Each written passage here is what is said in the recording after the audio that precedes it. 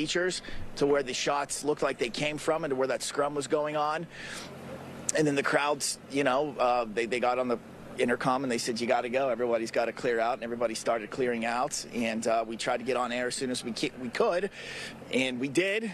And that's the latest now. Everyone's been leaving, Greg. And you can see behind me, this was the row of all the Trump memorabilia. What a day. What a fun day we were having here in Western Pennsylvania, Greg. As you know, I'm from here.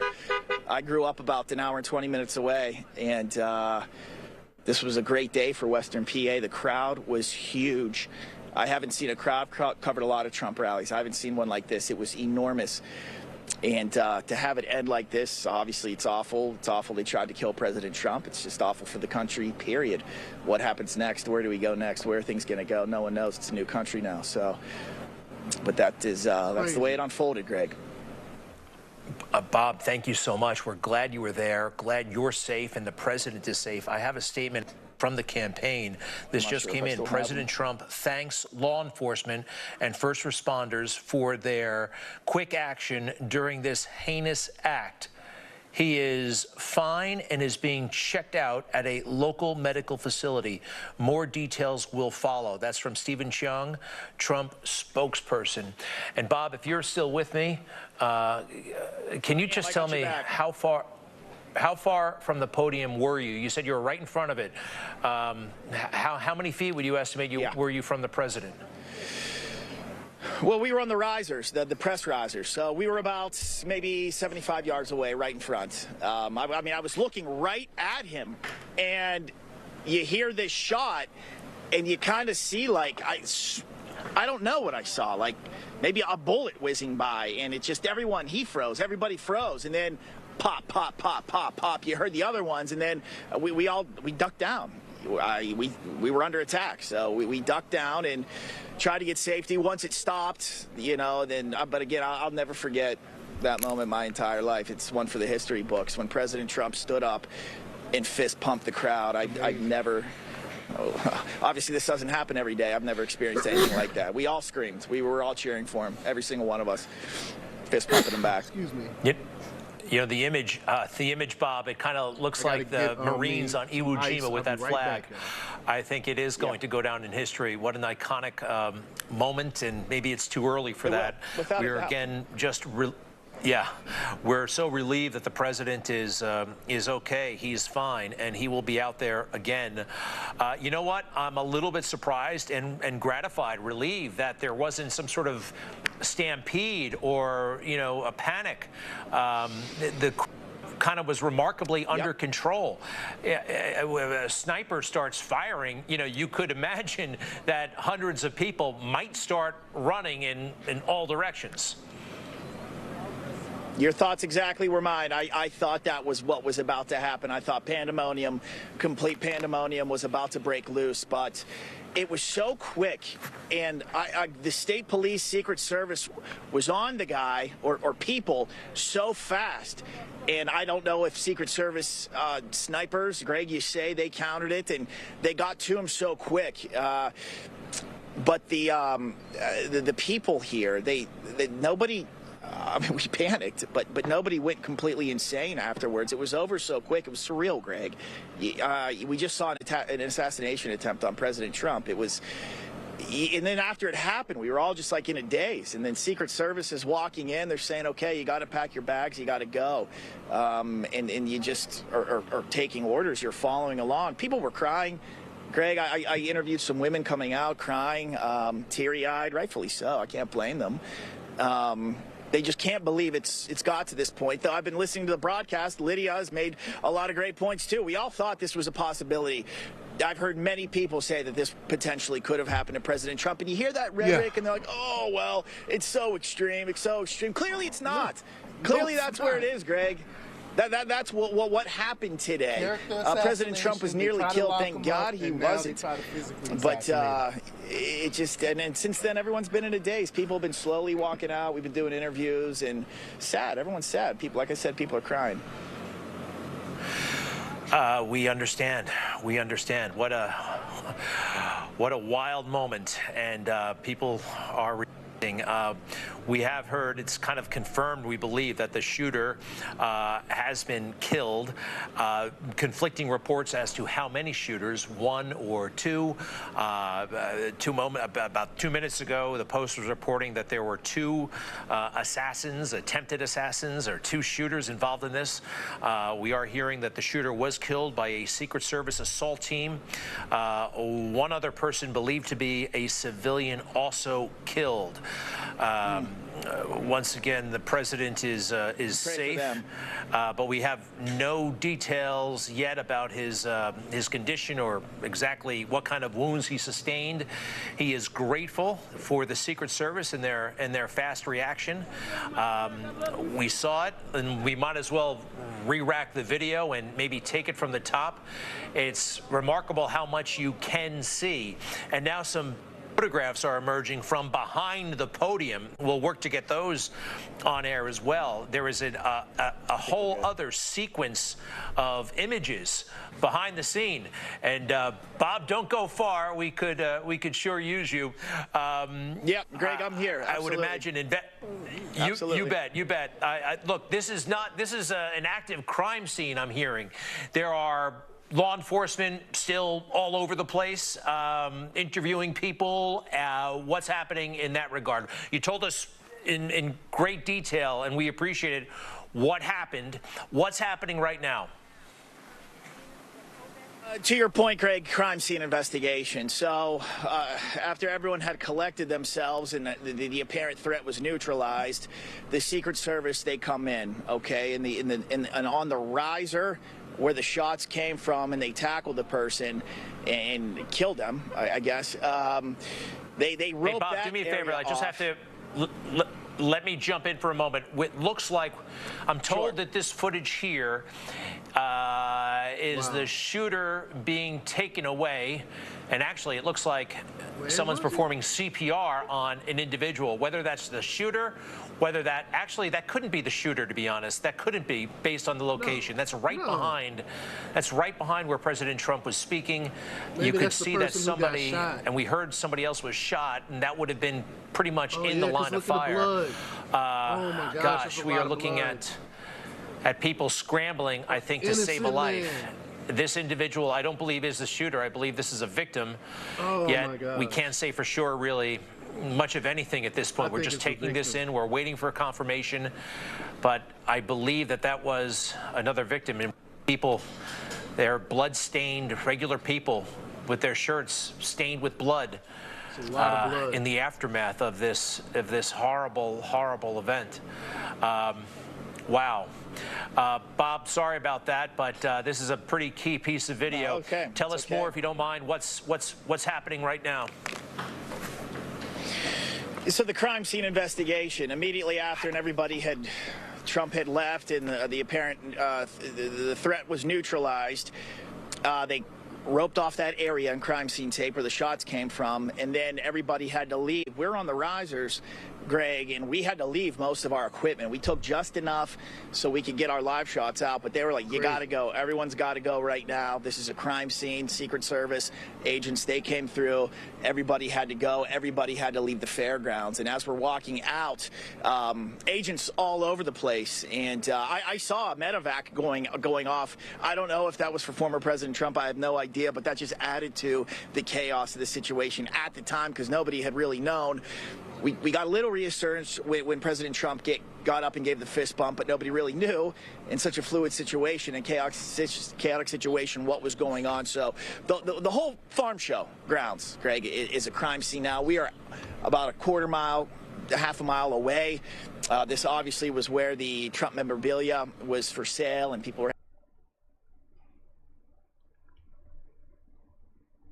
What's going on? I talked to a gentleman who was in the second row. He showed me his wristband. He said, yeah, I was sitting right there. I saw him get shot. At the time, we didn't know. Wild. It's unsure yet. Yeah, did it hit that glass and spray? Like I said, and that guy's story corroborates mine. There was some kind of, burst around his head. And then we just, what was that? And then bang, bang, bang, more happened. And that's when we knew that there was an assassination attempt going on.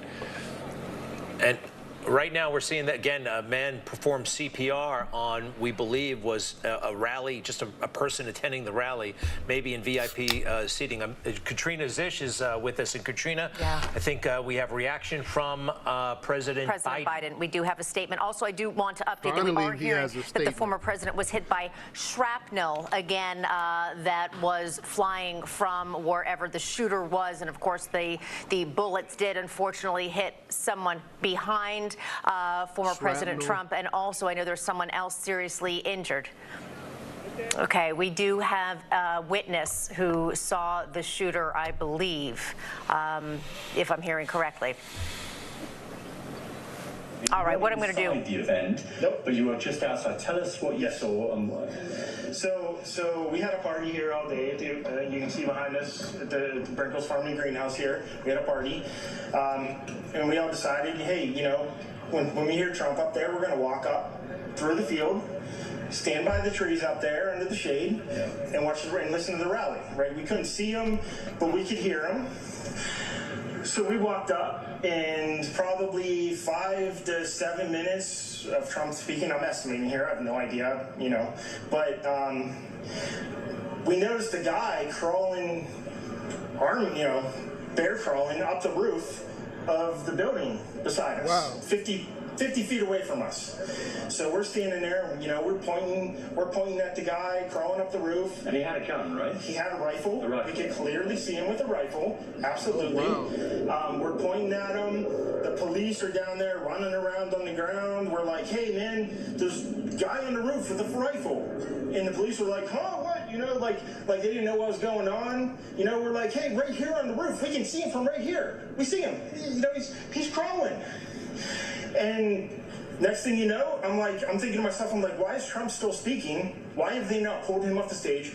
I'm standing there pointing at him for, 2 or 3 minutes. Secret Service is looking at us from the top of the barn. I'm pointing at that roof, just standing there like this. And next thing you know, 5 shots rang out. So you're certain that the shots came from that guy on the roof? 100%.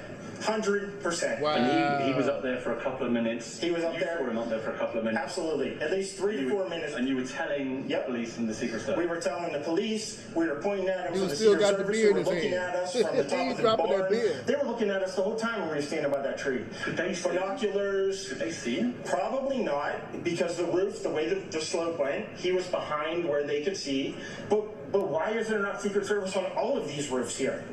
I mean, this is not a big place. Did you see, I mean, obviously everyone, when the shooting started, everyone was very panicked. Did you see what happened to him at all? Oh, yeah, they blew his head off. Okay, sorry. Secret Service blew his head off. Okay, just be careful because we don't quite know who's watching, but you're pretty sure they shot the guy? Absolutely, 100%. Okay. Yep. You saw that happen? Yep. Okay. He saw and did you it. see them go up to him afterwards? Or? Wow. They crawled up on the roof. They had their guns pointed at him, make sure he was dead. He was dead, and that was it. It was over. That's incredibly shocking. The guy was on the roof right there. You can see the white roof right there. Did you get a look at him? Wow. Could you? No, other than he was in muted colors, tan type clothing. We saw the rifle flinging around as he was trying to crawl. I mean, we saw the rifle, 100%. Do you know about guns? Do you know what kind of weapon it was? Oh, I absolutely know about guns, for sure. No, I mean, it was a rifle of some sort. I wouldn't know, I wasn't close enough to read the label on it. No, sure. But it was a rifle of some sort. Yeah, absolutely. So how do you process what you've just seen? I don't know what to say, man. All I'll tell you is, if I walked up close to there with anything that Secret Service considered a problem, I wouldn't be standing here talking to you right now. But I don't know why a guy who we're standing there pointing out to police and Secret Service is crawling up the roof. And they ain't do nothing about it. They ain't do nothing about it. All right, some serious questions being raised by that man about telling them that it was a man crawling and whether on the roof. it was adequate, whether when and how sniper was spotted. Hey, we should point out that President Biden has issued a statement we mentioned a moment ago. Katrina, yes. What does he have to say? He said, I've been briefed on the shooting at Donald Trump's rally in Pennsylvania. I'm grateful to hear that he is safe and doing well. I'm praying for him and his family and for all those who were at the rally as we await further information. Jill and I are grateful to the Secret Service for getting him to safety. There is no place for this kind of violence in America. We must unite as one nation to condemn it. Greg, very powerful words. Yes, and now actually, I want to see this again. Yes. We're going to go to the moment where the shots started to ring out and President Trump was hit. He's mid-speech and then something happens. That's a little bit old, that chart. That chart's a couple of months old, and if you want to really see something that's said, take a look at what happened. Oh.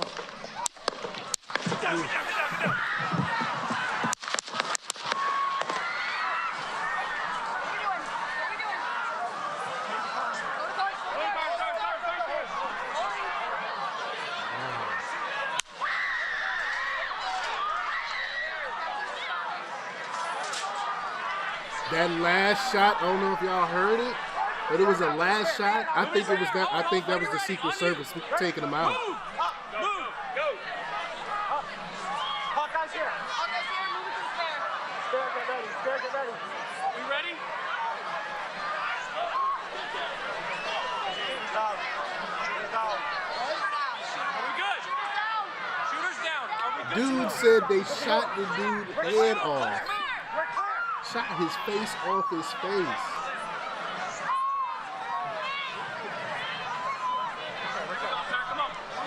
Let me get my shoes. I got you, sir. Let me get my shoes, sir. Hold that in your head, it's bloody. So we gotta move to the bus.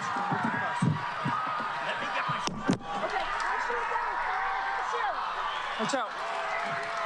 Wait.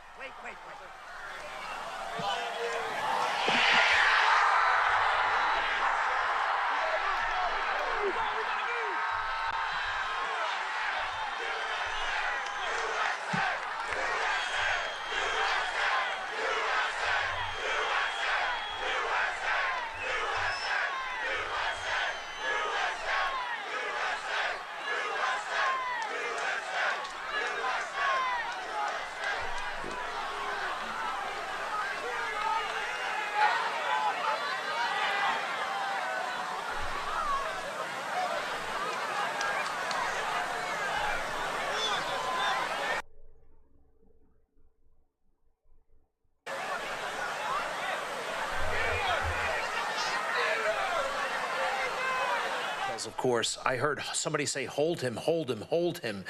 And then from President Trump, I heard, let me get my shoes. And then wait, because he didn't want to be taken, I think, so he could have an opportunity to reassure the crowd that he was okay. But Katrina, they were taking him out. It seemed like he was wounded, perhaps. I wouldn't be surprised, Greg, if he was also in complete shock. Just in that moment, the amount of adrenaline that I can only imagine would be going through when you realize whether or not he saw blood on his hand, because we did see the blood coming from his ear where he was apparently grazed. And we're learning right now that the shooting at his rally is being investigated as a possible assassination attempt, according to law enforcement officials. Now, it certainly seems that that is what it is, again, but we just want to go with exactly what is being reported at the moment. But an absolutely terrifying moment. In that moment of fear, Greg, when the entire crowd started chanting USA, I still have goosebumps from that moment. The attempted assassin reportedly is dead. We also heard from an eyewitness that they were trying to call attention to this person on a roof for some period of time before the shots started to ring out. There's also a report that another person, a rally attendee, just a regular person there, may have been seriously wounded. Yes. We saw CPR being performed on an individual, and a lot of folks trying to help him. And we don't have an identity. We don't have much of anything at this point. There are some conflicting reports. I'm actually going to go with the New York Post. The shooter, identified as a Chinese national, was in a sniper position located hundreds of yards away from Trump's podium in Butler, Pennsylvania, as he spoke to a campaign crowd. This is, again, a report in the New York Post. Biden's open border. Well, John Huddy is in Milwaukee. Is that correct, John? How many reports have I done on those Chinese nationals coming through the border? Yeah, I'm here. John, you're talking to the campaign people. What do you have for us? Well, I'm outside the Pfizer Center, and this is where the Republican National Convention is going to be. Obviously, it kicks off on Monday, and security is, look, these event security is already high. I was at the Trump rally at the Trump National in Doral, as you may recall, on Tuesday. And typically Chinese what happens is there's a media preset well in advance of the rally, even the beginning of the rally, or when Trump is supposed to speak. And what happens is you go in there, the media sets up the camera gear, you set up the equipment, you bring in your bags, anything that you're going to be bringing in. And that could be anywhere from 7 to 8 hours prior to the rally. And then people obviously start showing up hours in advance, 5, 6 hours, but they have to wait to go through while the Secret Service does a sweep of the venue. If it's at a venue or if it's at the Trump National at the golf course, they go through the golf course, they check all the area, and you have not only the Secret Service, you have law enforcement, you have state police, you have local police, you have SWAT tactical teams, all basically on hand providing security. So today was much the same as well. Before this incident happened. That's what the Secret Service is calling it. What we're hearing, according to Pennsylvania State Police sources, is that the alleged shooter opened fire, possibly glass fragments from the teleprompter may have hit apparently, according to our sources, hit former President Trump. But as we know, the shooter, according to authorities, was killed along with one of the people, somebody at the rally as well. But I've been to many of these rallies, Greg. And this, Secret Service, the security is always very, very tight. So that is going to be the case here. In fact, there's a preset going on right now inside the forum behind me in the venue. Basically, all the gear is locked down. So how this affects the event tomorrow and going forward when it kicks off on Monday as well, you better believe that security is going to be even at a much heightened and greater level as well. But a lot of bipartisan reaction is pouring in at this point, from both Democrats, Republicans as well. The governor of Pennsylvania said that violence has no place in our society. And we're hearing that also from other Democratic officials, both local and federal officials as well. The campaign, meantime, Stephen Chung with the Trump campaign says the former president is okay. He was treated at a local hospital, and you saw, of course, the video of him going down when the shots were fired, doing the right thing at the podium, going down, and then the Secret Service amassing, getting on top of him, getting him out of there, and then him getting up and waving his fist, saying what appeared to be fight. Don't know that for sure. But again, I can tell you, not to repeat myself too much here, but security at these events is always very, very high.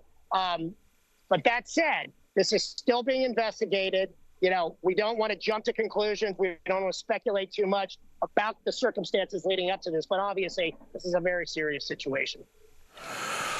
Well, some circumstances we don't have to speculate about. We know the rhetoric has been incredibly intense, and a lot of high-level Democrats and even some Republicans using phrases like a clear and present danger, which actually connotes that you can break the law to stop the whatever is the clear and present danger, and they have characterized President Trump as that. And for many of us, the rhetoric has gone way overboard, and we were worried about this eventuality. However, we don't know everything. We don't know the motives. We don't know the identity of the shooter or shooters.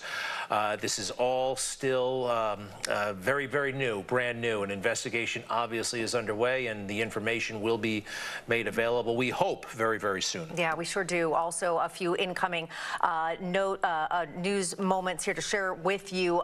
First of all, we do know John Huddy mentioned potential security, what's going to happen at the RNC on Monday. We also do know that security is being increased around all of former President Trump's properties. Also, it is being upped for all of his family members as this investigation continues. And we are just learning this in from the Biden campaign. The Biden campaign is going to pause all outbound communications and is working to pull down TV ads as quickly as possible. And that is according from a Biden campaign official to the New York Times. John, are you hearing anything else where you are? I heard he just said something about losing it, but okay, we're actually going to go to Maryland right now. James Rosen is standing by, and I'm just going to reiterate that we have it on good authority that President Trump is in good spirits, that he is safe, and that he is, quote unquote, fine. His condition is he will be out on this. He was not seriously injured, it would seem, and we are very, very grateful and relieved. However, we still don't have all the facts. James Rosen, thanks so much for being with us. What are you hearing, sir? Greg and Katrina, good afternoon. We have heard through the White House press pool that President Biden is going to be making remarks any minute now. We received a 2-minute warning a little over 2 minutes ago. The president is going to be speaking at the police department in Rehoboth, Delaware. He has been briefed, Mr. Biden, on this incident, both by the director of the Secret Service, as well as Alejandro Mayorkas, the Secretary of Homeland Security, and Liz Sherwood Randall, who is the president's Homeland Security advisor. And also taking part in those briefings included Jeff Zients, the White House Chief of Staff. But we may need to break away from me any moment, because we are given to understanding that President Biden is going to be speaking imminently. This, of course, aside from the human dimension of this and the prayers for former President Trump's speedy recovery, this is many things at once here. As you note, an unfolding story, a mystery of sorts still. Even the assertion that former President Trump is fine will await further medical disclosure. As to the identity and motives, of course, of the shooter or shooters, that too remains unknown. Here is former President Biden. It appears we may have just missed his statement there. He had a 2-second statement. But we do know from President Biden's Twitter account that he said shortly before 8 p.m. Eastern Time, quote, "I have been briefed on the shooting at Donald Trump's rally in Pennsylvania. I'm grateful to hear that he's safe and doing well. I'm praying for him and his family and for all those who were at the rally as we await further information." Concluding, President Biden's tweet said, "Jill and I are grateful to the Secret Service for getting him to safety. There's no place for this kind of violence in America. We must unite as one nation to condemn it," unquote. Of course, there are political ramifications. Here we have former President Trump appearing to survive an assassination attempt in which it appears he was shot in the right ear, and then rising to communicate with the audience with a fist bump, at the same time that we are largely as a nation worrying whether President Biden can get through a single news conference. This is bound to have some political effect. As we just mentioned, the Biden-Harris campaign has announced that it is suspending its outward communications. So once again, what was already a volatile time and an unprecedented election cycle is made more so by these frightening events. We should pause to note, as John Huddy was, that it appears that the suspect in this case has been shot and killed. I have one piece of hearsay reporting, clearly labeled as such here, to pass along, which is that of a former military service member friend of mine said to me, someone I trust implicitly, that he had spoken with a former military colleague of his who was seated in the second row at this Trump rally in Butler, Pennsylvania, and that this individual told him that former President Trump was shot in the right ear from his left side. And I asked if this service member from the Afghanistan conflict, who was situated in the second row, purportedly, would be willing to speak with me. That request was rejected. I was told on the grounds that the purported individual in the second row is still suffering trauma from having witnessed this event. Wow. So there is so much still more to be learned. We have heard from President Biden, both in word and on camera. We have to simply await further detail on a whole range of issues associated with this extraordinary, frightening, and disconcerting event. Greg, Katrina. Are you ready? Yeah. All right. Thank you, James. I do want to go through what the president just said. We're re-racking the tape. He said that President Trump is with his doctors. He hopes to speak with him shortly. President Biden, reports that he believes he is doing well. President Trump is doing well. The idea of this kind of political violence, he says it's unheard of and not appropriate. He was asked if it was an assassination attempt, and he said, well, I have an opinion, but I don't have enough facts. He says, again, President Trump's doing well. He also says he hopes to talk to him shortly on the phone. He called him Donald a couple of times, hopes to talk to Donald on the phone shortly, and said he would be perhaps updating or providing more information later on. That's right. Okay, we are now going to bring in Pennsylvania Congressman Dan Muser. Dan, just want to get your reaction to what happened. Where were you when you heard the news, or were you there on site? Yeah, hi, good evening. Yes, I was there. I was sitting in the front row just to the right of President Trump. My colleague, member, Representative Mike Kelly, as well as Senate candidate Dave McCormick, we were sitting together. 6-7 minutes into President Trump's speech, we heard the gunfire. And it came out pretty fast, 5 or 6 shots at least, and then followed by 3 or 4 more. The president, after about 2 shots, grabbed his ear and hit the deck as he knew he was under fire.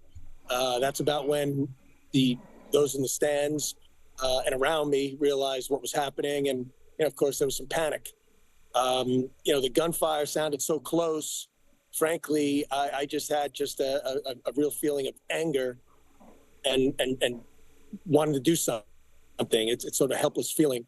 But very sadly, a couple of civilians were hit. One not too far from me, behind me, and my understanding is they died.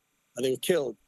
So it's a really, really serious tragedy, outrageous, and we boy oh boy, we need to do better in our society than this. That's for sure.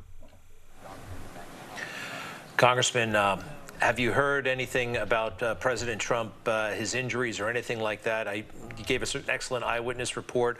All we are hearing is we saw that he seemed to be wounded in the face. We hear that he's fine. President Biden said he's with his doctors.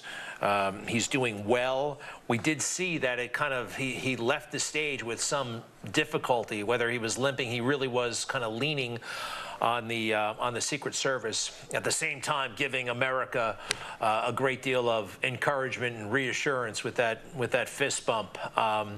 Have you heard anything along those lines? No, but the president did. He assured, he cleared the Secret Service for a moment just to give a thumbs up to everyone that he was okay. Like I said, the Secret Service did their job. They were on the scene real fast, protecting him. And as well, I gotta give a salute to our Pennsylvania state troopers. Just a great officers. So and yes, the president was nearly assassinated. Let's face it, he got hit in the ear by rifle fire. So I'm not positive it was rifle, but from that distance, it must have been. And another quarter of an inch, he would have been. He would have been hit severely. So we're very, very lucky. We're fortunate, and we've got to, this level of lack of civility is hostility needs to be cooled down. Maybe this is an opportunity for that to happen. Congressman Dan Muser, very well said. I think the negative and nasty and truly evil rhetoric simply needs to stop. And again, we know that President Biden is pausing all of his outgoing campaign messaging as we speak. And speaking of that, we appreciate your joining us. Glad that you are safe. And we're going to go back and listen to what President Biden said just moments ago in Rehoboth Beach, Delaware. Good, folks. I've been thoroughly briefed by all the agencies in the federal government as to the situation, based on what we know now. I have tried to get a hold of Donald. He's with his doctors. Apparently he's doing well. I plan on talking to them shortly, I hope, when I get back to the telephone. Look, there's no place in America for this kind of violence. It's sick. It's sick. It's one of the reasons why we have to unite this country. We cannot allow for this to be happening. We cannot be like this. We cannot condone this. And I want to thank the Secret Service and all the agencies, including the state agencies, that have been engaged in making sure that the people and we have more detail to come relative to other people maybe injured in the audience. I don't have all that detail. We'll make that available to you. I may be able to come back a little later tonight, but we'll put out a statement if I'm not able to if it's not convenient for you all. But the bottom line is that the Trump rally was a rally that he should have been able to be conducted peacefully without any problem. But the idea that there's political violence or violence in America like this is just unheard of. It's just not appropriate. And everybody must condemn it. Everybody. I'll keep you informed, and if I am able to speak to Donald, I'll let you know that as well. But so far, it appears he's doing well, number one. Number two, that they're thoroughly investigating what happened to anyone else in the audience. We have some reports, but not final reports. Notice every agency in the federal government, I'm going back to my phone to speak with the federal agencies that are being put together again to give me an updated briefing. Has anything happened? They learned any more in the last couple hours. So thank you very much, and I hope I get to speak to them tonight, and I'll get back to you if I do, okay? Mr. President, do you think there was an assassination attempt? I don't know enough to, I have an opinion, but I don't have any facts. So I want to make sure we have all the facts before I make any more comments. Thank you. Are you worried, President? Was the security failing, Mr. President? So President Biden saying that the country has to be unified and talking about the rhetoric, the intensity of it all. We will direct him to his own role in setting the tone in this country. On July 8th, Katrina, he's quoted as saying, I have one job, and that's to defeat Donald Trump. I'm absolutely certain I'm the best person to be able to do that. So we're done talking about the debate. It's time to put Trump in a bullseye. That's not exactly appropriate. That's potentially even illegal to talk that way about a president. Yeah, there's nothing about unifying there at all. It is quite the opposite. And even when we listen to people describe former President Trump as Hitler, saying he's going to ruin democracy, saying if he gets reelected, he's going to be a dictator, he's going to get rid of the Constitution. That is the kind of rhetoric that is fear-mongering, that is vicious, and that can drive people to do crazy, horrible, horrific acts like exactly what we observed today. But I do want to point out, because again, there are lots of reports going around, I want to tell you what we know for sure. We do know that President Trump was not hit by a bullet. The report that we have here from our newsroom at Newsmax, he was hit by glass fragments that had hit a teleprompter. We also do know, however, that the shooter is dead, and also one of the rally goers is dead. And again, that's what we know. And President Biden there, Greg, said that he was not sure if it was an assassination attempt, but we do know that it is being investigated as a potential one. All right. It's 2 hours and roughly 15 minutes ago that this happened. And we don't have all facts yet. I hate to minimize it, and we don't want to sound like we are. Glass from a teleprompter, a bullet, we believe, hit the glass. Those bullets were certainly real. Sebastian Gorka is standing by, and by the way, this looks like any old rally in a way. We know him, we love him. This one is Butler, Pennsylvania, which is about an hour north of Pittsburgh on a Saturday evening. President Trump out where he loves to be with the people. Sebastian Gorka, you work for President Trump. You love President Trump. Tell us what you're feeling and anything you care to share. Well, apologies for my attire. I'm actually on vacation in New Hampshire. But so what am I feeling? My radio producer, one of the most astute people in media, texted me within minutes of what we heard, and he said the word unbelievable. And I said to him, Jeff, not unbelievable, utterly and completely expected. For 8 years, the left, the mainstream legacy media, the Democrats have engendered hate and have normalized violence. They called my former boss a Nazi, a white supremacist, a fascist, and you can play the video, Greg, you can play the video right now of individuals, Maxine Waters, saying when we were in the White House, if you see a member of the Trump cabinet in public, you surround them, you harass them. We have it on the record. Kamala Harris raising funds for convicted BLM arsonists, raising funds for their bail. There is one political party in America that has normalized violence, whether it's Antifa, whether it's BLM, whether it's language from Democrats, such as the most senior senator in the upper house saying what on the steps of the Supreme Court? Gorsuch, Kavanaugh, you will reap the whirlwind. That is a threat to sitting associate justices. So pray for the person who was killed, the innocent bystander. Pray for President Trump and pray for this republic, because we are on the precipice after what we just witnessed. I certainly hope that the country will take advantage of this moment and really think, especially the left. You are right. We have been unfairly accused, conservatives, of somehow that our rhetoric, but no, we know that they seem to be. Look, this was somewhat inevitable, I hate to say, but we're not. I'm surprised but not shocked. Thank you very much, Sebastian, for being with us. The big headline after the event itself, though, is that President Trump is reported to be doing well, and that I've heard three descriptions. He's doing well. I've heard he's fine, and I have heard that he is safe. That's kind of vague, each one. You know, we saw an injury to his face, Katrina. What else? And this I saw is right him being before the convention, kind of mind you. helped They trying to off take that him out stage. right before What the does that convention. mean? You know, exactly. At first they thought Ronald Reagan just was bumped by the Secret Service agent on the way into the car. They didn't realize that the bullet ricocheted and was lodged in his abdomen, and they didn't realize that until they got to the hospital. So this we don't know. We're, quite frankly, probably not out of the woods yet. We need more information. I do want to share what Donald Trump Jr., of course, the former president's son, did say that he had spoken to his father, who does, as we know, remain in the hospital.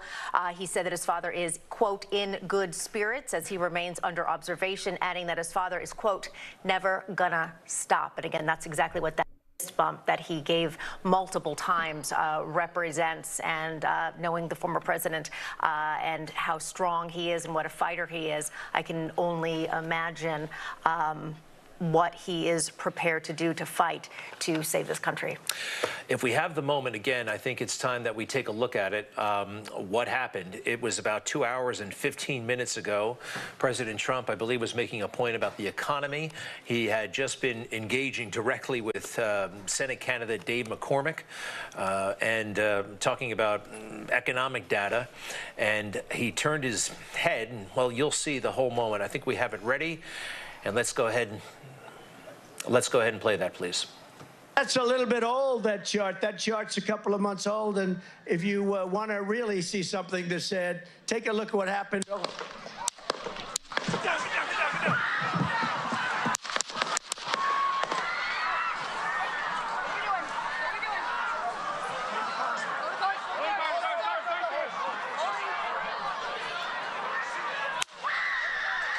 Boom, that last shot there. I think that's where the sniper got shot by Secret Service. Move to spare. Hold. When you're ready. On you. Ready. Move. Up. Move. Go. Up. Hawkeye's here. Hawkeye's here. Move to the spare. Spare, get ready. Spare, get ready. We ready? Down. Shooters down. Are we good? Shooters down.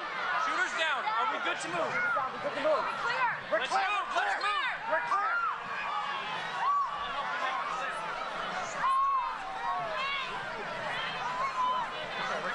Come on. Let me get my shoes. I got you, sir. Let me get my shoes, sir. Hold that in your head. It's bloody. So we got to move to the bus. Let me get my shoes. Watch out.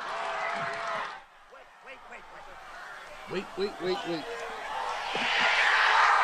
That's some gangster stuff right there. Teflon Don. President, the 50 Cent president.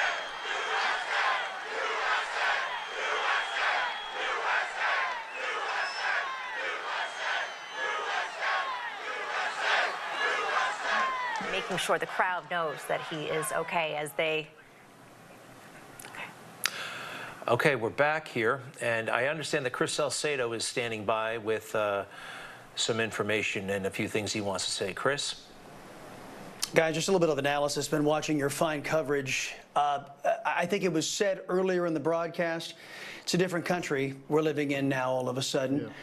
And just listening to some of the information, I want to stress for the folks at home, these types of incidents, the information comes in and we try to vet it as much as we possibly can, but there's a lot of fog of war stuff going on here, so we go with the information we have at the time. I want to read something that has been put out by the Federalist. This is Sean Davis. He says, a source familiar with Trump's security detail tells the Federalist that the former and future president's detail has been asking for beefed up protection and resources for weeks, but has been rebuffed time and time again by Joe Biden's Department of Homeland Security. Some might dismiss this as a political attack in a very heated political season. However, there is precedent to point to as we look at RFK Jr., who is also a viable candidate for the presidency. He has been denied Secret Service protection, his family enduring 2 assassinations, and the Biden administration seeing fit not to give him Secret Service protection. So that report may have increasing importance over the next few days as we analyze what's happened here. Greg, you said something earlier from the New York Post and I'm going to read from the New York Post, the shooter identified as a Chinese man. Now, we don't exactly know what that means, whether it's somebody of Chinese descent or somebody who was a Chinese national. We don't know where their information is coming from.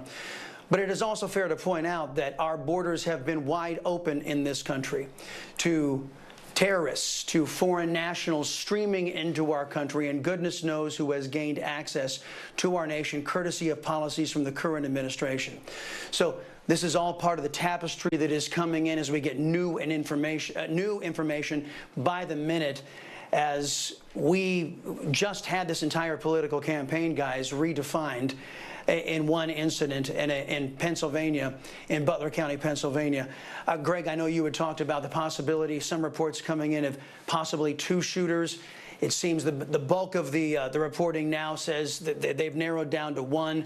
We're also getting word that somebody has been shot and killed in the audience, somebody directly behind President Trump. I was reaching out to Sid Miller, the agricultural commissioner here in the state of Texas, who was on the ground. He was 3 rows behind that individual who allegedly lost his life. So we're trying to get some information from what the agriculture commissioner from Texas saw when he was there in Butler, Pennsylvania.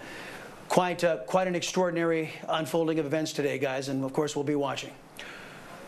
Totally, Chris. Thank you much. Katrina, we have a witness, basically a front row witness. We sure do. Blake Marnell, I believe, is his name, who joins us now, who was there when everything happened. Blake, are you with us? Yes, I am. Blake, tell us what you witnessed. What did you see? What did you hear? Well, the president was going over a slide on the big display board, what we call the Jumbotron, about increased immigration. And I remember looking over at that, so I wasn't watching the president directly. Then I heard some noises, and the noises seemed to register. I registered as coming them from my left, so I'm dead center in the front row, looking at the president at the podium. The sounds came from my left, where I thought they were, and I thought, is this a joke? Is this a prank? And I turned to my left to see what I could see.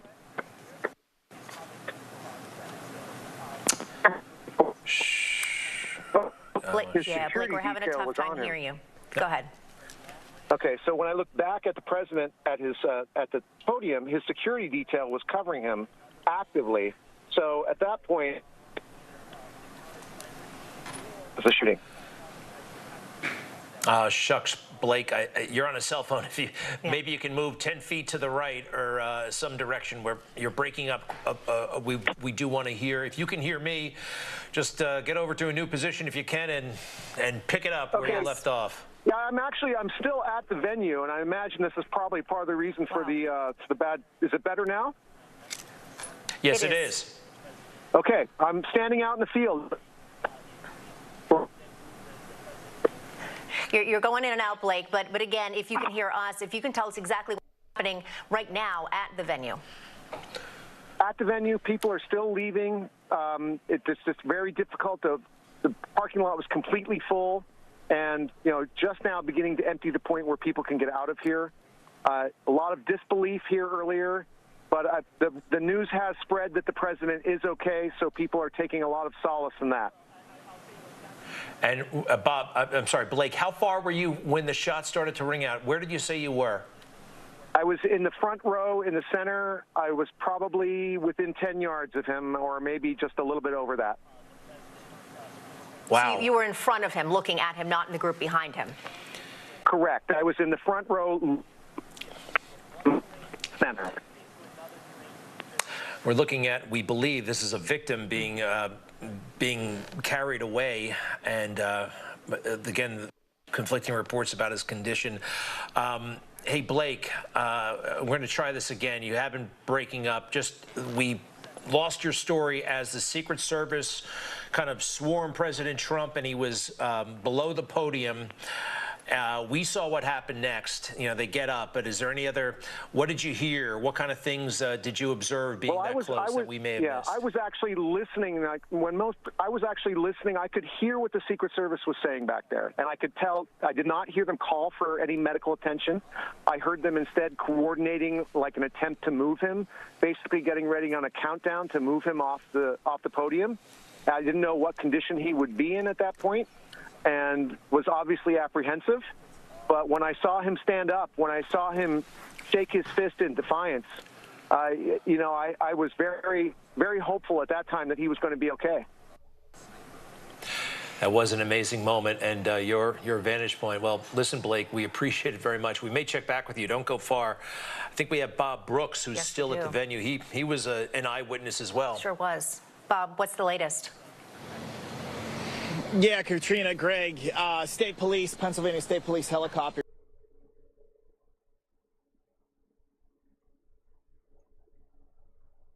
So many different conflicting reports right now of, or there multiple shooters, or somebody on the roof. I can, what he said is what it sounded like to me. So I was standing right in front of the president. I was on the press high risers. We were about 75 yards away from him. He starts to speak, as we all know, he's barely into the speech at all. He's really just getting warmed up. And I was sitting. We had a chair. We were out there all day. I was sitting, watching, and you heard that first pop. And I'm hearing so many different reports of that it maybe hit his teleprompter glass and he was struck by shrapnel. There was some kind of burst or smoke. Maybe that was glass shattering. I don't know. And then you started hearing pop, pop, pop, pop. I'm not a gun expert. It didn't sound like, and who knows? I mean, they're still investigating right now, but they were quick.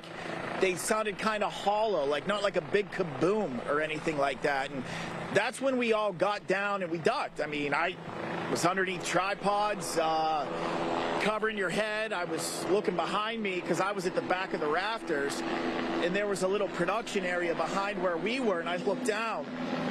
And clearly we were under attack to some degree. There was an assassination attempt allegedly going on, and I saw two of the people who were back there. One was a woman. I don't know who the other one was. They were bawling. They were crying. Like it was terrifying. And people in the crowd are getting down. They're screaming. And when I first get up to the left, and again, I've been saying this all evening, say I'm Trump. There's grandstands behind him. On the right-hand side of Trump, so if I'm looking to my left, state police, Secret Service agents, they are on top of somebody over there. And then the shooting stops. I look up to find Trump, and I don't see him. And I screamed to the rest of the members of the media. I'm like, where is he? Where is he? And they're like, he's down. He's down below the podium. And I'm thinking, oh, my God. they killed him. Like they got him. Now we know that hasn't happened, but that was the initial thought. And you know, and I'm saying, I'm asking, how is he? What's he doing? And that nobody knew. You know, the Secret Service was on top of him. And then he stands up and he gives the crowd that fist pump, and I fist pumped him right back. I was screaming, "Yeah, yeah, USA!" Like it was crazy. It was a moment that'll live on in history. Those images will live on in history books for the rest of our lives. It's part of our history now. An assassination attempt on President Trump, and then they whisked him away. I started getting texts from people. There was blood on his face. You know, to everyone's point tonight, you know, he kind of limped away. He was limping down, so I didn't know if he was hit somewhere on his body or whatnot. You know, your guess was as good as mine at that point. But then off to the right grandstand, they continued to be on top of somebody over there. And then immediately after, once it was, I guess the threat was neutralized, though nobody really knew at that point, they immediately came in with crime scene tape. They roped off that area. I have a picture of it on my phone. I can show us here. Once we get a better signal, I can send it out. And then the Secret Service came in and they said, y'all got to go, y'all got to go. But it was so crazy, guys. It happened so quick. And I don't know if this is part of the tactics, if there is a shooting at a rally. Like I said, one of the monitors, there's two big ones on each side, so you can see them. The crowd was huge. I don't know if a bullet hit piping or something on the right-hand side, because water started squirting out, like it was like a high, you know, just pumping out. I don't know if that's to neutralize the threat, to confuse people. I don't know, but that's what was going on. And then finally he went out, and then, you know, luckily pandemonium didn't ensue. There was a lot of police, a lot of Secret Service. Obviously, people were devastated. People were crying. There was people crying, being consoled. It was, you know, I'm like, you're like in a daze. What just happened? You know, we were trying to get live on TV as quick as possible, and we did eventually. But that's kind of how it went down. So, you know, who knows? You know, the investigation will show in time. But the right-hand side, to his point that we had, that's to me where it sounded like it came from, and that's exactly where police and Secret Service agents tackled somebody and immediately roped off with crime. I'm glad too, Copper Music. Thank you, Bob. You know, we're looking in the upper left corner there. If we maybe take those pictures full or fuller, some of them are extraordinary. There was a close-up of Donald Trump on the ground, kind of surrounded. Yeah. It seems to be taken from the ground. You can see, gosh, his wounded ear. The ear there. This is the picture. I believe that's from the AP. This is, I mean, in the line of fire, under fire, in the heat of combat, in a way. I am so impressed by the Secret Service and, of course, by President Trump, the sign of victory and defiance, and the crowd, the attendees. There wasn't mass panic. There wasn't pandemonium. And there were some heroes in the mix. A physician who was providing CPR to an individual who was shot. There was somebody else there. We don't know anything about him. And I think we might have this doctor speaking. We do. If you don't mind, let's go ahead and roll that tape. That's exactly where I heard him come from. What did you see, sir? I heard the shots. I thought it was firecrackers to begin with. Somebody over there was screaming, "He's been shot, he's been shot." So I made my way over. I said, "I'm an emergency department physician. Let me help you." The guy had spun around and was jammed between the benches. He had a headshot here. There was lots of blood, and he had brain matter there. Oh, and so I got him. I saw the brain matter on the dude's leg. There's a helicopter coming in to get him. I got people there really helpful. I got Was there only one person shot that you saw? Then I did CPR, did chest compressions as well as I breathed for him. One person? I was the only one who did it. We need to evacuate everybody. We have a Truth Social from that. He was terrific what he did. We saw him in action. This is from President Trump on Truth Social, Katrina. I want to thank the United States Secret Service and all of law enforcement for their rapid response on the shooting that just took place in Butler, Pennsylvania. Most importantly, I want to extend my condolences to the family of the person at the rally who was killed, and also to the family of another person that was badly injured. It is incredible that such an act can take place in our country. Nothing is known at this time about the shooter, who is dead. I was shot with a bullet that pierced the upper part of my right ear. I knew immediately that something was wrong and that I heard a whizzing sound, shots, and immediately felt the bullet ripping through the skin. Much bleeding took place, so I realized then what was happening. God bless America. Wow, from President Trump just about 3 minutes ago on Truth Social. So I get this is really the first confirmation I have. I know the doctor that another individual was killed, yes, and somebody else seriously wounded, and we do know that the attempted assassin is dead. Yes, exactly. And I want to give a little bit more on the latest. Again, we heard Bob Brooks there saying where he saw law enforcement tackle potentially who would have been the shooter. Heard from a witness earlier who saw someone with a rifle on top of a building. Now, again, this is all unconfirmed, but here's what we're hearing at this time. There are 2 reports saying that the shooter was outside the perimeter, and multiple reports are that a counter sniper is who hit the gunman. Potentially that could have been who was on the roof. Again, there's video and witness clips and again, officials now saying that the shooter was far away and on a rooftop. So still conflicting reports, and again, that's how it goes in a breaking news situation, but we will keep you posted on everything that we're learning. Again, it is unconfirmed, but it is confirmed based on what Greg just shared from the former president himself, that Donald Trump is okay, and it was his ear that was hit. It's so interesting that we have this information from the victim, exactly, from the victim himself, yes, putting out more information, quite frankly, than we have from Service, from the state police, or just about anybody, and we're very appreciative for that, because there are a lot of things, and I think what he said, it's important to remember, and this is from the president himself, nothing is known at this time about the shooter. Somebody mentioned the possible national origin of the shooter.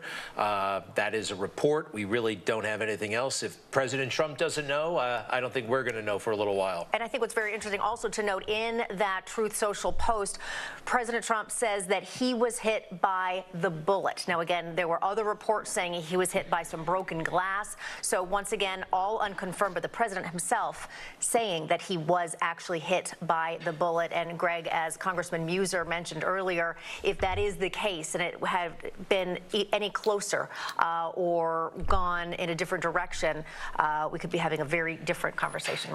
Yeah, it's interesting. I didn't hear any glass shatter or anything like that. I was a little bit skeptical. Almost the report of the teleprompter, it was an attempt to somehow minimize. I think so too.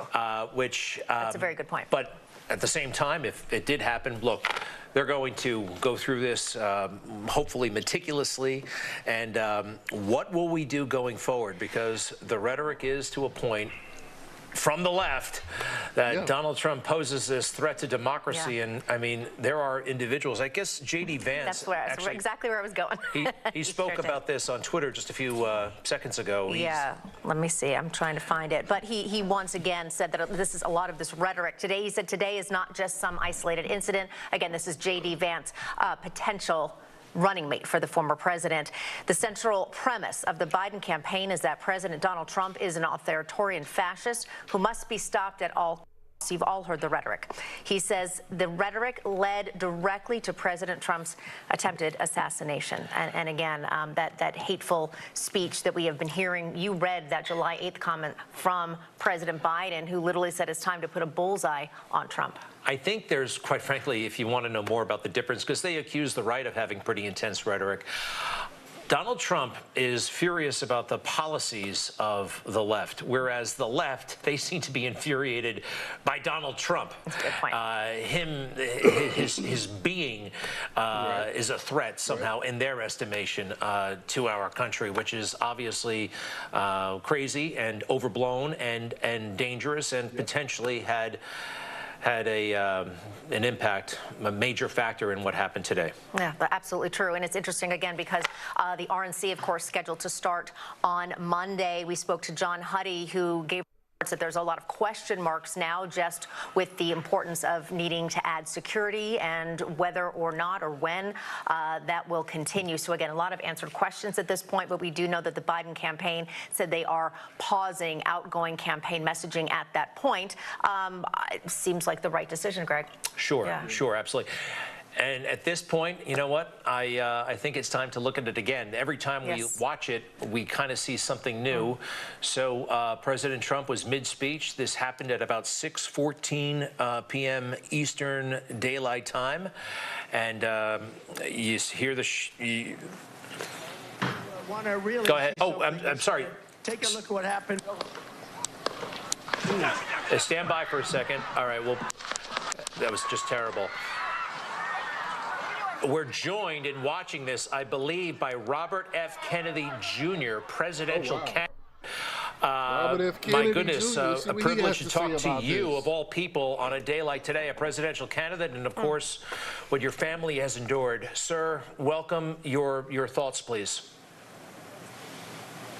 Well, my thoughts are that it's time for us all every American, to take a step back, to take a breath, to understand that this moment is that we're all complicit in it, that all of us who fed into the vitriol, to the hatred, to the anger, that this is the ultimate culmination of that, and we need to all step back and start seeing each other once again as Americans, as part of a community, understand that America is better than this, that we now have to be the exemplary nation again, and that we need to come together in a spirit of love, of forgiveness, of reconciliation. And let's start healing our country again and use this terrible, terrible event to start unifying again. And of course, to pray at this moment for President Trump and for his family, who are all going through an ordeal with which I'm very familiar. Mr. Kennedy, when you witnessed that moment, I can only imagine what you felt personally, again, as Greg referenced, based on the history with your family. Also, you have been asking for your own Secret Service protection, which you have been denied. Just your thoughts on that. Yeah, I mean, I don't want to make this moment about me, but I was with my dad when he died. Of course, I was very, very, I lived through my uncle's assassination in 1963 when I was 10 years old, and then I was 14 when my dad was killed. And I was with him in Los Angeles, and so I understand what the family is going through. I also understand the greater trauma to our country, that this affects everybody in our country. And we have to understand, again, that it's linked in one way or another to the vitriol, to the anger, to the disunity that many of us have contributed to. And, when my uncle died, it was at a time of great division as well. When my uncle landed in Dallas, in November 22nd, 1963, there were posters all around Dallas that said "wanted dead or alive," and the Dallas newspapers were printing very, very poisonous articles about him, and his death in some ways was linked to that wave of hatred. And the same was true with my dad. My dad was running in 1968, which was the most polarized, divisive time in American history since the American Civil War. There was terrible anger on both sides, on all sides.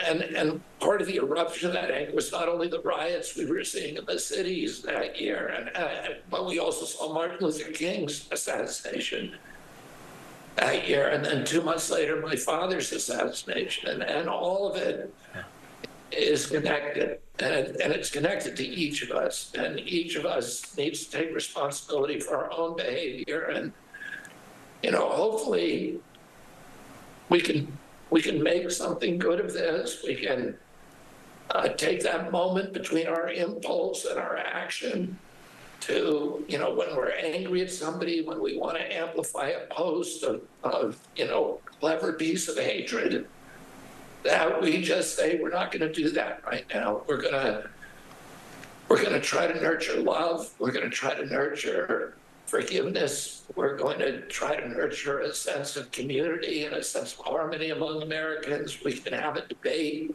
just like you have a debate among our family members without hating them. We need to stop saying that the other guy is going to be the Republic. Because, there are a lot of crazy people in this country.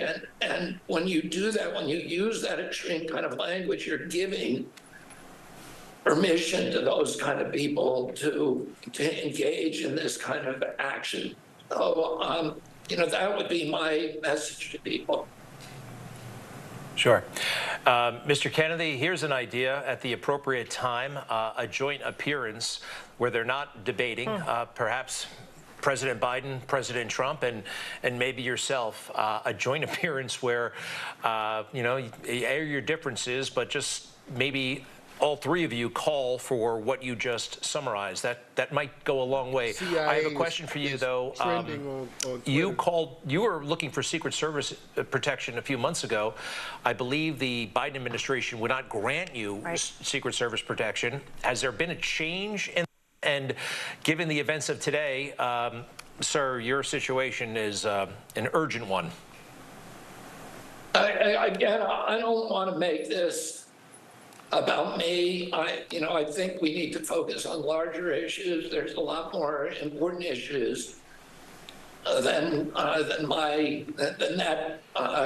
debate within the administration. I think we should all take an example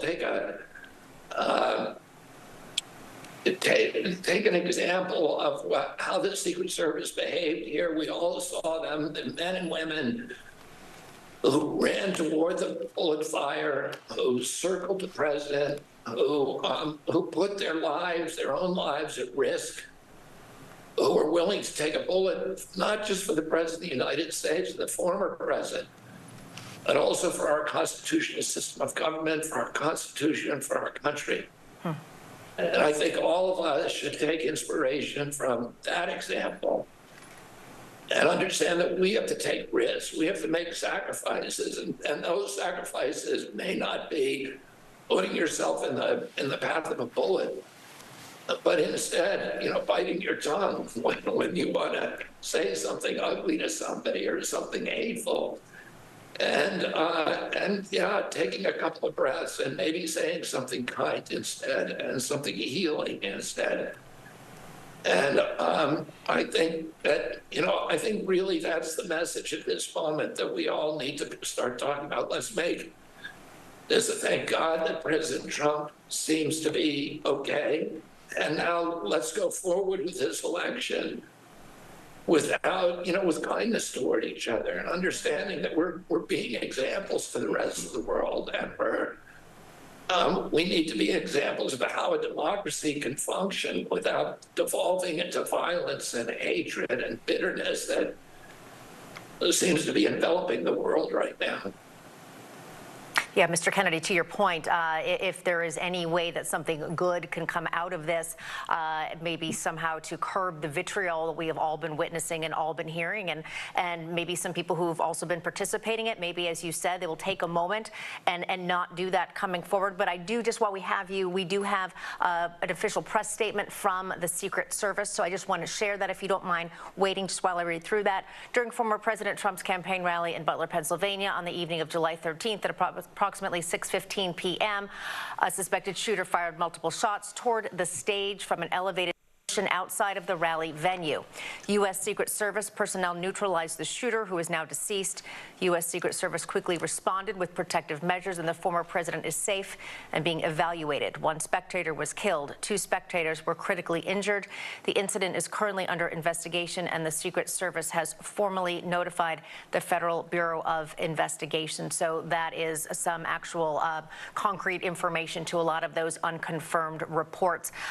Mr. Kennedy, what would you suggest besides trying to be kinder, as you said, moving forward during this campaign season? We know that President Biden has temporarily paused his outgoing campaign statements. What would you suggest?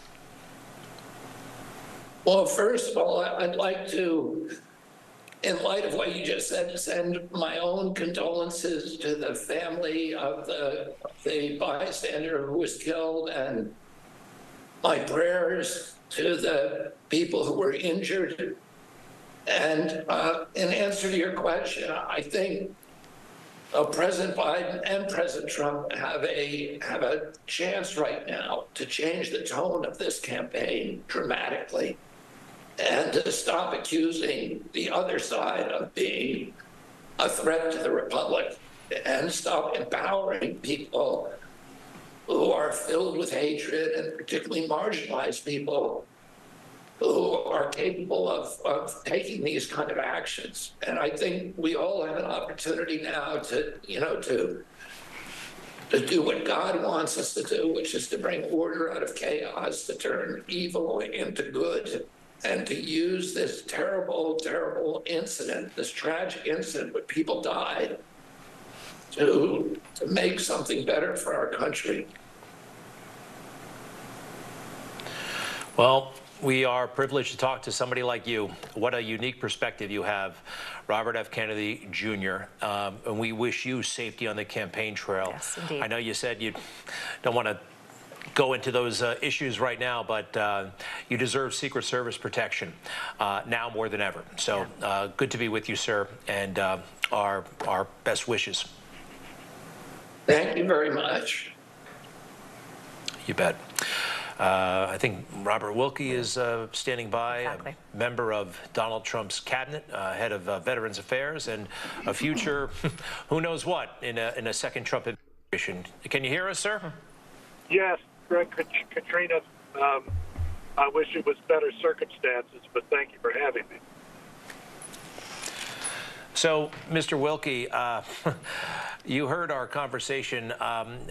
We've just kind of floated the idea of a joint appearance maybe 10 days from now, Joe Biden and Donald Trump together, where they call for peace and nonviolence. And I will say this, I do believe the left must stop calling Donald Trump a threat to democracy. The idea that if he wins this election, somehow it is that he himself as a person is a threat to everything we hold dear. It is a lie, but a lot of people are susceptible to lies. Your thoughts this evening, sir? Yeah, absolutely. And I just heard that my former cabinet colleague, Bill Barr, said exactly what you said, Greg. He said that it is time, it is past time for the American left to stop calling Donald Trump a fascist dictator, a threat to the very existence of the world. And it is long past time for that. And that's what kind of rhetoric ignites these people. You just heard Robert Kennedy. His father was killed by someone who was inflamed by anti-Israeli rhetoric in the 1960s, similar to the rhetoric that we're hearing today across college campuses, and even from the Vice President of the United States in her most recent interview to the far left Nation magazine. So this is the kind of stuff that sparks that. I do want to say one other thing. I was privileged to work for a very tough man. And, even at VA, where we were dealing with 9 million veterans, the first thing the President of the United States told me, he said, I want you, in my name, to get rid of everyone who is putting veterans in harm's way. That was never done before, and 8,000 people were let go. People who did put veterans in harm's way, and that is the kind of man that Mr. Trump is. You saw it with that fist pump today after he his got run shot, with man. death. That is some gangster stuff. Very, very well said, Secretary Wilkie. Also, just want to get your thoughts on what you think should be done in order to protect, perhaps better protect the president, President Trump, as we move forward potentially to the RNC. Again, unconfirmed exactly what's going to happen next. We do know security has been increased around all of his properties and also for the rest of his family. What should be done now? Yes. Well, I think what you will see with my experience with Secret Service and the Marshal Service is that they will probably push the safety perimeters back even farther than they are now. From what I know, from what you have reported, is this was outside of the perimeter, but given the nature of long-range scoped rifles, that certainly wasn't adequate enough. But I do think that you will see a greater protection for President Trump, particularly in this overheated climate. Yeah, you know, the whole thing about the bulletproof screen, these crowds are, conservatively speaking, 20 times larger than anything President Biden is having. And it's much easier to screen a smaller number of people. And they are screened thoroughly. I believe they call it the bubble. And to penetrate, to be allowed to enter that bubble, everyone, it's almost like getting on an airplane when you go to a presidential event. I do not believe, according to protocol, that the security for a campaign event for a non-president, even though he was president, is as strict as it is for a sitting president.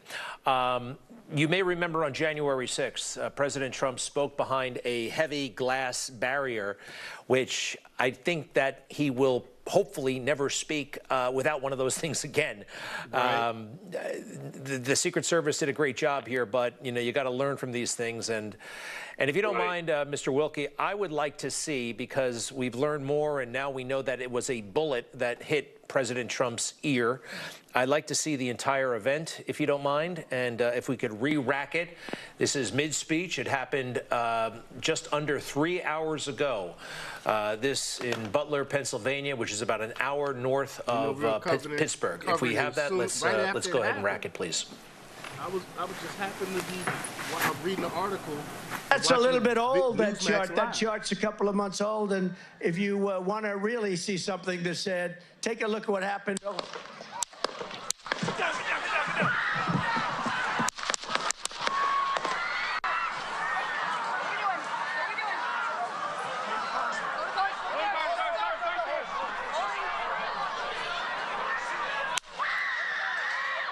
The last shot there, I think that's when they got the Secret Service got the guy on the roof. Move it fair. Hold. When you're ready, on you. Ready? Move. Move. When they try to say on Twitter is a BB, they said it like sounded like a BB gun. That did not sound like a BB gun. These are people that have no idea what guns sound like long distance. Talking about it sound like a BB gun. BB guns don't sound like that at all. Are we good to move? We're clear. We're clear.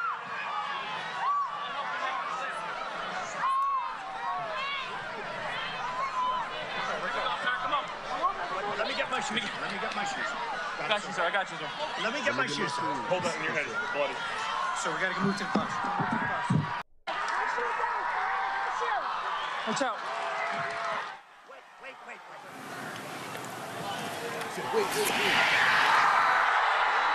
I think he said fine.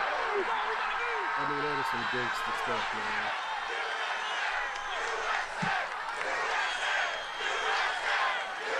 That is some gangster stuff, man.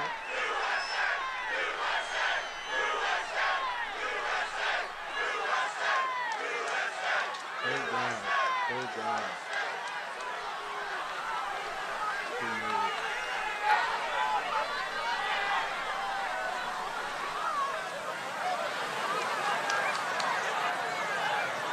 Shoes and of course the cheers. Yes. President Trump has provided us, however, with an extraordinary amount of information. He sure has. Here is what he posted on Truth Social just a few moments ago. I want to thank the United States Secret Service and all of law enforcement for their rapid response on the shooting that just took place in Butler, Pennsylvania. Most importantly, I want to extend my condolences to the family of the person at the rally who was killed, and also to the family of another person that was badly injured. It is incredible that such an act can take place in our country. Nothing is known at this time about the shooter, who is now dead. I was shot with a bullet that pierced the upper part of my right ear. I knew immediately that something was wrong in that I heard a whizzing sound, shots, and immediately felt the bullet ripping through the skin. Much bleeding took place, so I realized then what was happening. God bless America. And again, the former president showing his courage, not just there in the moment, but also with this statement. And of course, the first thing he really does out of that was send out his condolences to the families of those, of the one person who was killed and those who were injured. And again, that comes directly from the president. He did say that it was a bullet that struck him. All right, I think we have another eyewitness on the ground, and Bob Brooks is standing by with that witness. Bob, can you hear us?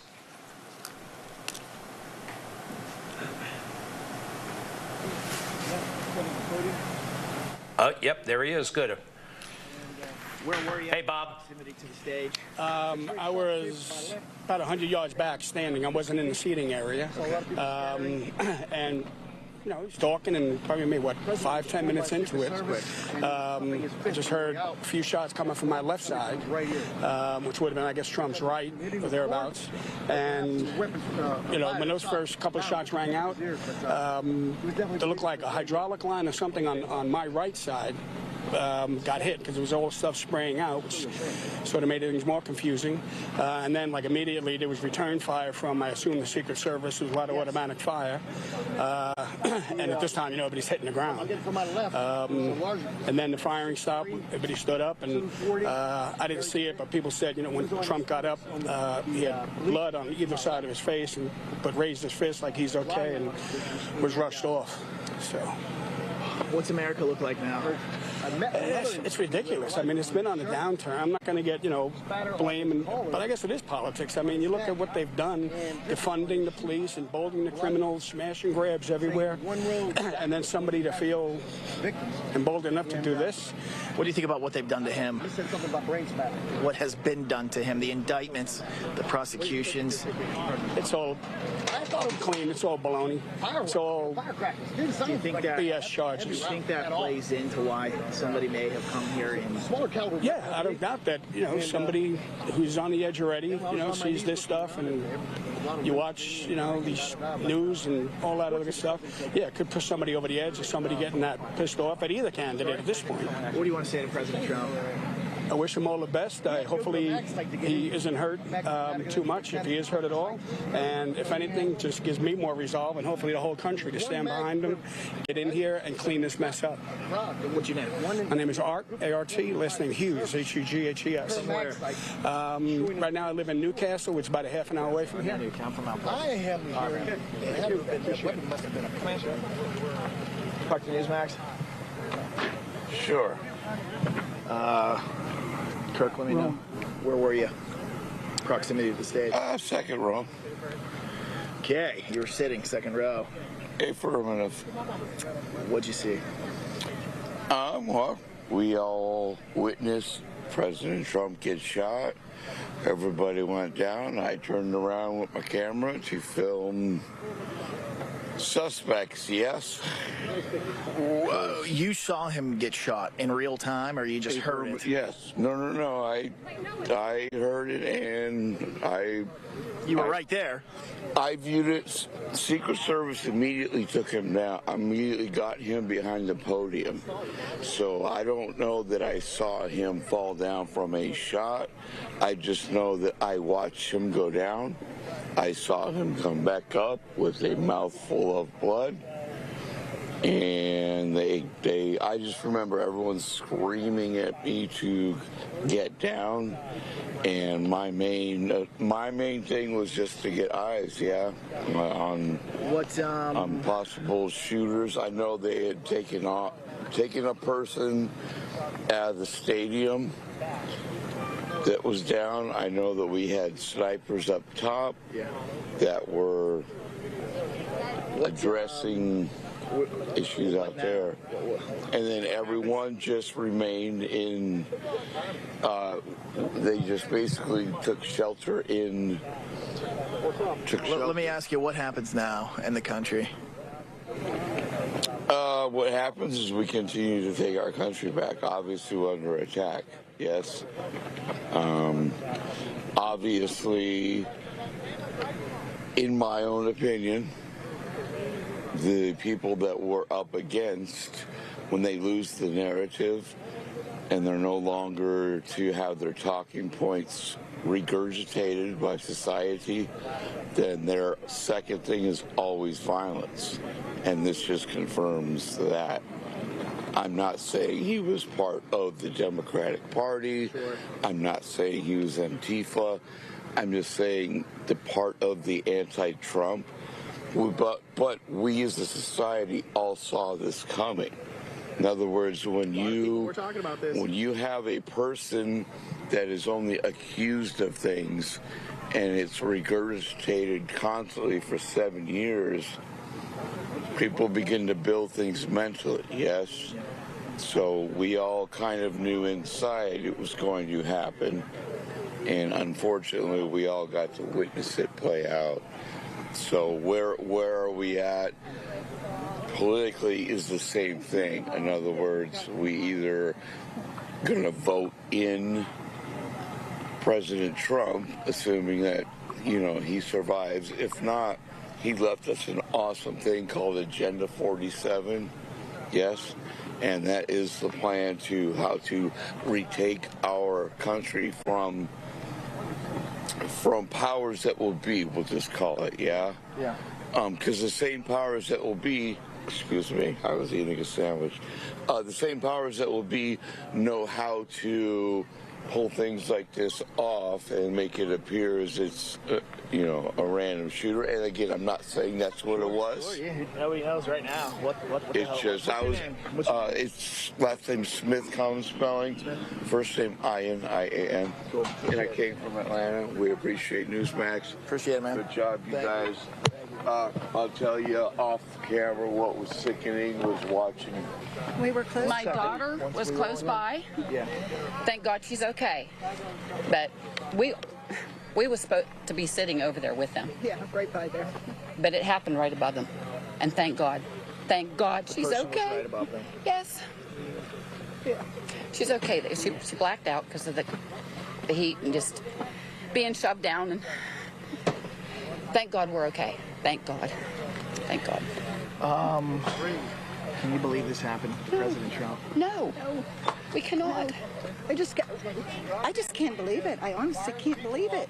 I just heard this and I thought, that sounded like a gunshot. Yeah. And then when your brain registered, and then we heard another one, and we just hit the bleachers as though and covered up each other the best we could because we did. Crazy stuff. Y'all let me know what y'all think about who's really behind this. I'm going to be on it. I'm going to be reporting on this and trying to find out who's really behind this and what's going on. But y'all leave your comments down below, like, share, subscribe, and I'll see y'all next time.